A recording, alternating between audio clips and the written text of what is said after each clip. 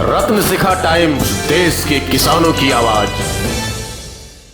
नमस्कार, मैं हूं एसबी सिंह उजागर और आप देख रहे हैं फोकटिया चिंतन।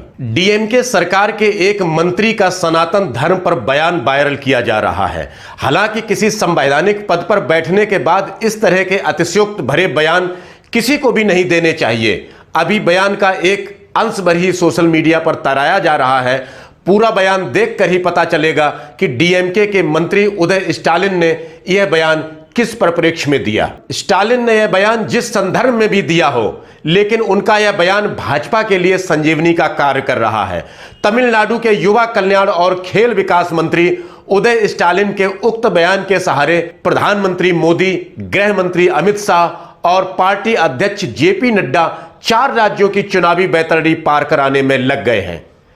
तमिलनाडु के एक कार्यक्रम में स्टालिन की कही गई बात राजस्थान के वोटरों को गृह मंत्री किस तरह समझा रहे हैं, जरा आप भी देखिए।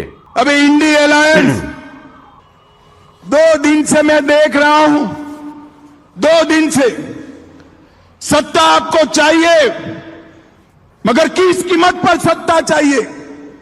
2 दिन से आप इस देश की संस्कृति का, इस देश के इतिहास का, सनातन धर्म का अपमान कर रहे हैं। इंडी अलायंस के 2 प्रमुख दल डीएमके और कांग्रेस पार्टी, इनके बड़े नेता, एक वित्त मंत्री का बेटा और एक मुख्यमंत्री का बेटा, वो कह रहे हैं सनातन धर्म को समाप्त कर देना चाहिए।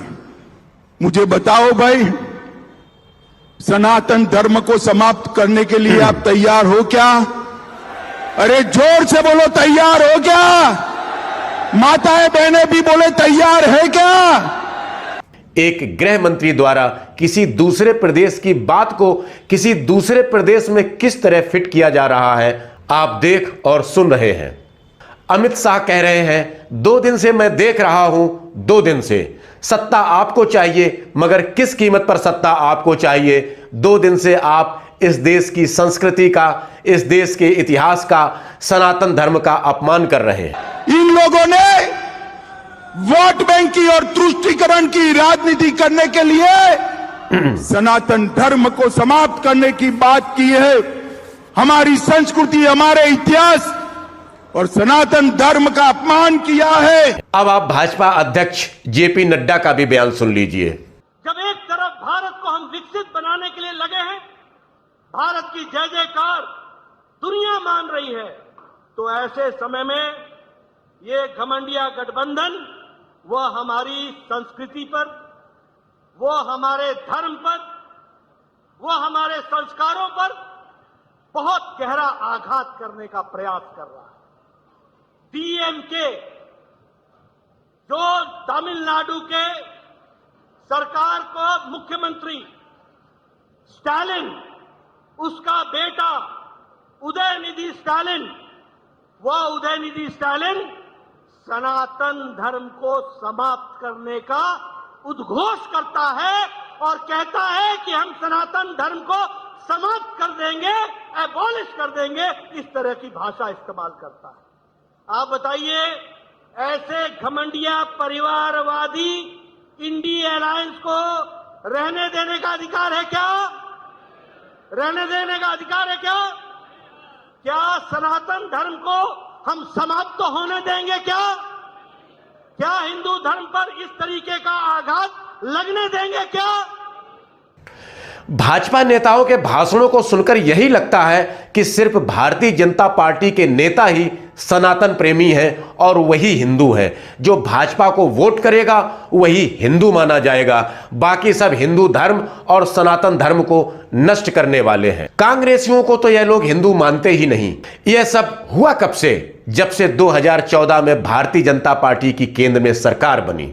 दोस्तों, आपको नहीं लगता कि हमारी सोच को किस तरह से डाइवर्ट किया जा रहा है? भारत की संस्कृति और विरासत से आम जनता को जोड़ने वाली हर रस्म, हर परंपरा, हर उस बात को भाजपा पेटेंट करा लेना चाहती है, जिससे सभी समाज, सभी जातियों और सभी मजहब के लोग आपस में जुड़ाव महसूस कर रहे थे। उदाहरण के तौर पर भारत माता की जय को ही ले लीजिए। इस शब्द पर भाजपा अपना कॉपीराइट समझती है।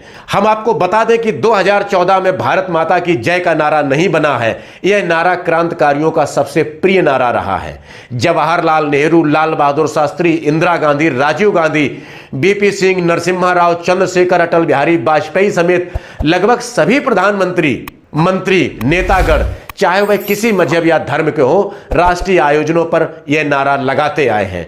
लेकिन जैसे ही मोदी सरकार आई, इस नारे पर विवाद होना शुरू हो गया। पानी पी पी कर जो आज इंडिया गठबंधन को हिंदू या सनातन धर्म का विरोधी बता रहे हैं, क्या वह नहीं जानते कि सनातन धर्म 2014 में नहीं बना? अयोध्या तब भी था जब मोदी और अमित शाह नहीं थे। यहां दशहरा, रामलीला, जन्माष्टमी, होली, दिवाली, मेले, मंदिर, मस्जिद, गीता, कुरान, सब पर चर्चा होती थी। देश में 40 साल से ज्यादा कांग्रेस की सरकार थी। यूपी में मुलायम और मायावती की सरकारें रही हैं। कोई भी 40-50 साल की आयु वाला व्यक्ति बता सकता है कि यहां के धार्मिक आयोजन आज की तुलना में पहले ज्यादा भव्य थे और उनमें सभी समाज के लोग शामिल होते थे। अब इंडिया गठबंधन से जुड़े नेताओं की बात कर लेते हैं, जिन्हें यह लोग आज हिंदू विरोधी और सनातन विरोधी बता रहे हैं। सच तो यह है कि वे सभी भी पूजा पाठ और ईश्वर में आस्था और भारतीय परंपराओं में पूरा विश्वास रखते हैं। बस वे पूजा पाठ का इस तरह से आडंबर नहीं करते जैसा भाजपा के नेता चाहते हैं। यह तस्वीर यूपी के 4 बार मुख्यमंत्री और 1 बार भारत के रक्षा मंत्री रहे मुलायम सिंह यादव की है। उनके ऊपर राम भक्तों पर गोली चलवाने का आरोप है, लेकिन वह भी हिंदू थे और पूजा भी करते थे। जब तक वह जीवित रहे थे तब तक भाजपा उन्हें मौलाना तक कहती रही थी।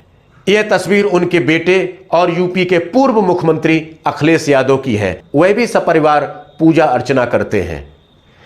यह दिल्ली के मुख्यमंत्री अरविंद केजरीवाल हैं। क्या यह तस्वीर देखकर आप कह सकते हैं कि वह सनातन विरोधी हैं? यह लालू प्रसाद यादव का परिवार है। राबड़ी देवी बिहार की मुख्यमंत्री रही हैं, लेकिन पूजा अर्चना के वक्त वह एक साधारण महिला नजर आती हैं। लालू यादव भी भगवान का पूजन करते हैं और बिहार के मुख्यमंत्री नीतीश कुमार सभी तरह की धार्मिक मान्यताओं से जुड़े हैं, वे भी पूजा करते हैं। जम्मू कश्मीर के पूर्व मुख्यमंत्री फारूक अब्दुल्ला को तो माता रानी के जागरण में कई बार भेंटे तक गाते देखा गया है। उन्हें भी मंदिर जाने से कोई गुरेज नहीं है। पश्चिम बंगाल की मुख्यमंत्री ममता बनर्जी पर भाजपाई सबसे ज्यादा आक्रामक रहते हैं। वह भी पढ़ी लिखी और धार्मिक आचरण वाली महिला हैं। अभी तक की तस्वीरें यही बताती हैं कि यहां धार्मिक तो सभी हैं, बस भाजपाइयों की तरह अपने धार्मिक होने का ढिढोरा नहीं पीटते। सभी के अपने अपने इष्ट हैं और हर इंसान अपने अपने तरीके से अपने भगवान को पूजता है। सभी पंथ, सभी धर्म और सभी मजहब व जातियों के लोग भारत के इस चमन में रहते हैं। यही इसकी सबसे बड़ी विशेषता है और सबसे बड़ी विश्वसनीयता भी। जनता ने भक्तों से पूछना चाहिए कि जिस रामचरितमानस की बदौलत आप भगवान राम को जानते हैं, उसकी रचना अकबर काल में ही गोस्वामी तुलसीदास ने की थी। जब देश में रामायण और महाभारत जैसे मेगा सीरियल बने थे, जिससे घर घर में रामायण और गीता ज्ञान को जाना गया, उस समय देश में भाजपा की सरकार नहीं थी, तब कांग्रेस की सरकार थी। भाजपा सरकार में एक फिल्म जरूर बनी जिसके डायलॉग सुनकर आपको भाजपा का संस्कृत प्रेम पता चल जाएगा। कपड़ा तेरे बाप का, तेल तेरे बाप का, आग तेरे बाप की और जलेगी तेरे बाप की। अयोध्या मंदिर का शिला पूजन राजीव गांधी ने कराया था। जिस मुद्दे को भाजपा ने लपक लिया, वहां का ताला राजीव गांधी ने खुलवाया था। हिंदू और सनातन धर्म में व्याप्त कुरीतियों की आलोचना अनाद काल से होती आई है। कबीरदास अपने पूरे जीवन काल में चिल्ला चिल्लाकर हिंदू और मुसलमानों को धर्म की असली सच्चाई बताते रहे। उन्होंने जैसा लिख दिया उसे उस समय का शासक पचा गया, तो यह उसकी सहिष्णुता ही थी। आज का युग होता तो कबीर को जेल में ठूस दिया जाता। आप भी उनके लिखे दोहों को देखिए। जहां दया तहां धर्म है, जहां लोभ वहां पाप, जहां क्रोध वहां काल है, जहां क्षमा तहां आप। जो ब्राह्मण ब्राह्मणी का जाया, आन बाट काहे नहीं आया। अगला दोहा उनका, लाडू लावन लापसी पूजा चढ़े अपार, और पूजी पुजारी ले गया मूरत के मुंह छार। और उन्होंने क्या कहा, पाथर पूजे हर मिले तवमो पूजू पहाड़, घर की चाकी कोई न पूजे जाको पीस खाए संसार। अगला उनका दोहा सुनिए, काकर पाथर जोर के मस्जिद लई चुनाए, ता ऊपर मुल्ला बाग दे, क्या बहरा हुआ खुदा, ये कबीरदास ने कहा था। दयानंद सरस्वती को कौन नहीं जानता। पाखंड से हटकर वेदों की तरफ लोगों को लौटाने के लिए उन्होंने कितने जन जागरण अभियान चलाए। सत्यार्थ प्रकाश में उन्होंने जिस तरह से हिंदू, मुस्लिम, जैन और बौद्ध धर्म की खामियों को उजागर किया, वैसा कोई आज की तारीख में नहीं लिख सकता। देश भर में आपसी लड़ाई भूलकर जिस तरह से इंडिया गठबंधन के साथ लोग जुड़ रहे हैं, उससे एनडीए खेमे में खलबली मचना स्वाभाविक है। उनके शीर्षस्थ नेताओं के ये बयान भी उसी खलबली का नतीजा है। मैं समझता हूं कि कभी कभी ना हम लोगों को प्रतीक मुहावरों के अंदर जाकर के सोचना होगा। इस देश में कबीर अगर आज पैदा हो जाए और वो दोहा पढ़ दे, जो तू बाभन बाभनी जाया, अन बाट काहे नहीं आया, जो तू तुरक तुरक नहीं जाया, भीतर ही खतना काहे न कराया, क्या करिएगा कबीर? फांसी पे लटका दीजिएगा। एक हिंदुस्तान का एक मिजाज रहा है, कई लोगों की सनातन में कई सारी विकृतियां हैं। क्या जाति व्यवस्था अच्छी चीज है?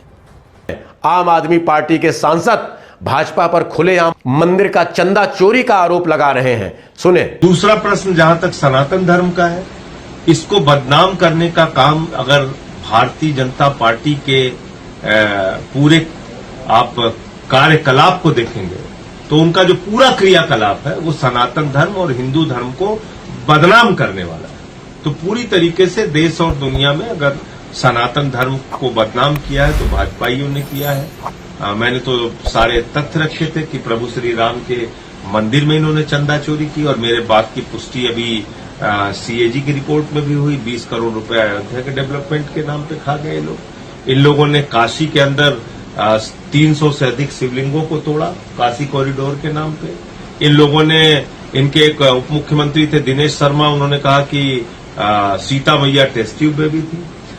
इनके एक नेता हैं योगी आदित्यनाथ जी, वो कहते हैं कि बजरंग बली तो दलित थे, आदिवासी थे।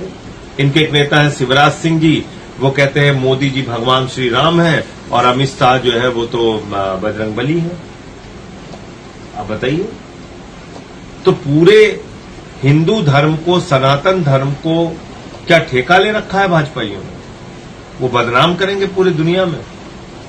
तो इसलिए मैं समझता हूं कि बीजेपी को तो कम से कम कुछ बोलने का अधिकार नहीं। हाँ, ये बात सही है कि सनातन धर्म और हिंदू धर्म के जो असली संदेश हैं, वसुदेव कुटुंबकम की जो विचारधारा है, सब नर करहीं परस्पर प्रीति, जो हमारी रामचरितमानस की चौपाई कहती है, उस संदेश को हम लोग लेके आगे बढ़ेंगे और हिंदू धर्म का जो मूल तत्व है वो पूरे दुनिया और देश में अच्छे रूप में प्रचारित। फोकटिया चिंतन में आज बस इतना ही। अन्य ताजा तरीन खबरों के लिए देखते रहिए रत्न शिखा टाइम्स।